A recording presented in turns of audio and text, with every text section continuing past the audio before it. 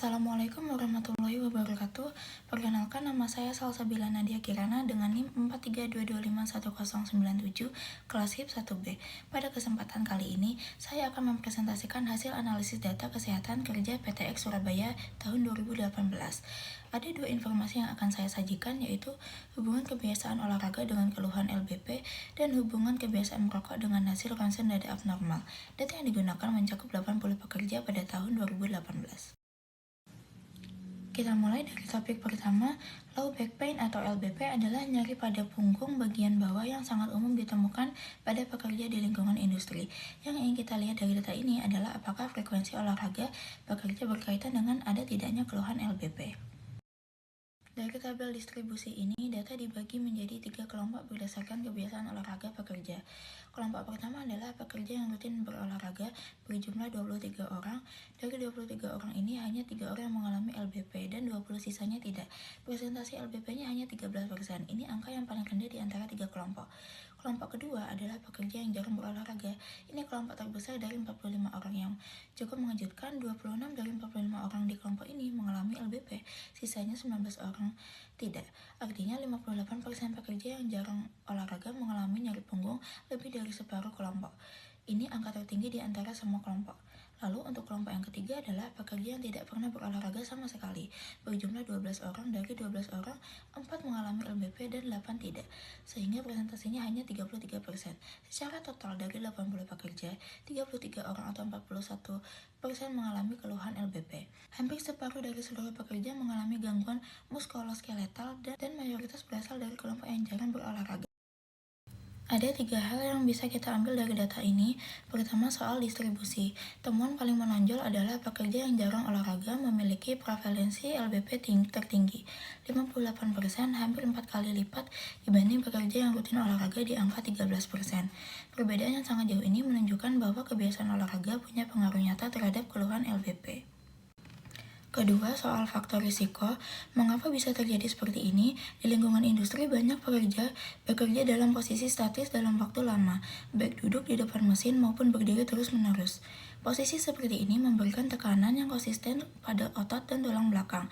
Ketika tidak diimbangi dengan olahraga, otot-otot punggung dan otot inti tubuh melemah sehingga tidak mampu menopang beban dengan baik dan akhirnya timbul nyeri. Ketiga, untuk rekomendasi, dari perspektif ketiga, intervensi yang paling memungkinkan adalah program peregangan atau stretching ringan sebelum memulai pekerjaan, minimal 5-10 menit.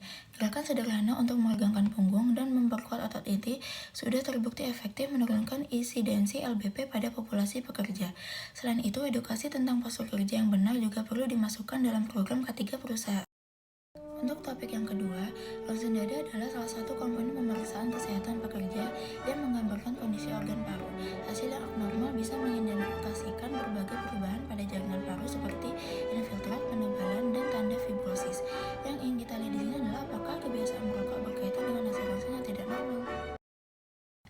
Dari tabel ini, 80 pekerja dibagi menjadi 2 kelompok berdasarkan status merokok. Kelompok pertama adalah perokok, yaitu pekerja yang mengonsumsi rokok lebih dari 0 batang per hari. Jumlahnya 56 orang, artinya 70% dari seluruh pekerja PTX adalah perokok. Prevalensi merokok yang cukup tinggi. Dari 56 perokok ini, 14 orang memiliki hasil ronsen abnormal dan 42 sisanya masih normal.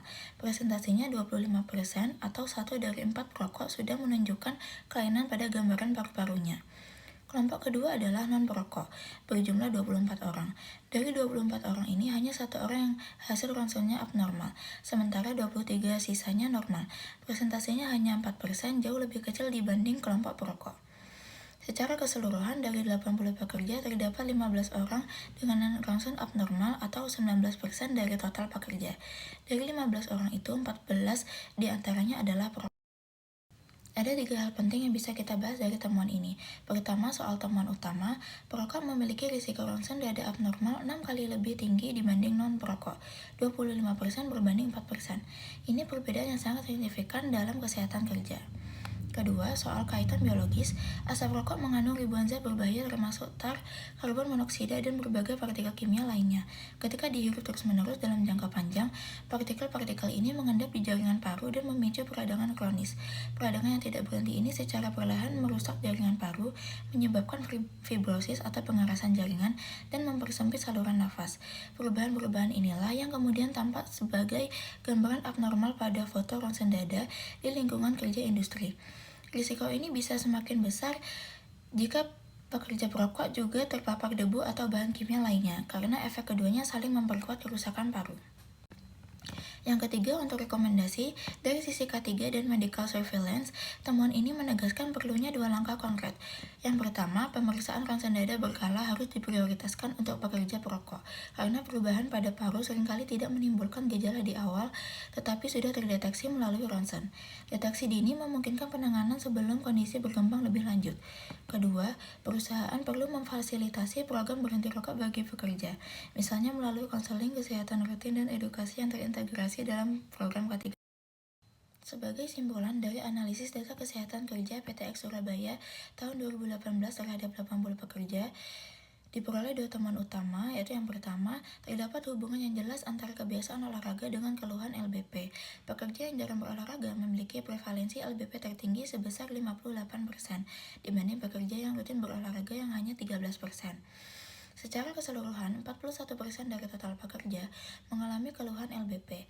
Ini menunjukkan bahwa aktivitas fisik yang rutin merupakan faktor protektif yang penting terhadap gangguan muskuloskeletal dan perlu didorong melalui program K3 di tempat kerja.